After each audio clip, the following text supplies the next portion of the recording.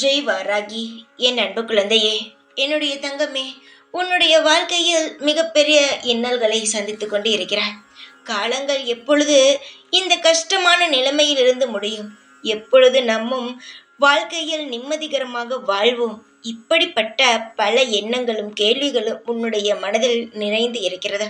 சீக்கிரமாக உன்னுடைய வாழ்க்கையில் இருந்த கஷ்டங்களும் மனபாரங்களும் குறையும். நீ நினைப்பது போல் உன் வாழ்க்கை இல்லாமல் அதைவிட வித்தியாசமாகவும் நல்ல மாற்றங்களுடனும் உன் வாழ்க்கை அமையும். கவலைப்படாதே. ஏதோ ஒரு விஷயம் தவறாக நடந்துவிட்டது என்ற ஒரே ஒரு காரணத்திற்காக எதுவுமே தவறாகி விடாது.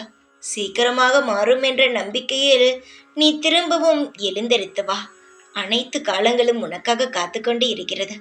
பல பேர் உன்னை பலவிதமாக பேசி காயப்படுத்தியிருக்கலாம். ஆனால் திரும்ப நீ எழுந்து வா. யாரும் உன்னை எந்த ஒரு காயமும் படுத்த மாட்டார்கள்.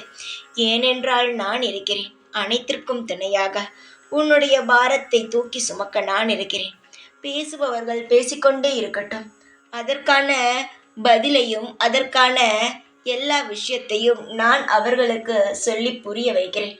அவர்களுக்கு எந்த முறையில் சொன்னால் புரியுமோ அந்த முறையில் நான் சொல்கிறேன். நீ கவலைப்பட்டு அழுது எதையுமே மற்றவர்களுக்கு புரிய வைக்க வேண்டாம். உன்னுடைய அம்மா நான் இருக்கும் பொழுது நீ எதற்காக யாருமே இல்லை என்று கவலைப்படுகிறாய்?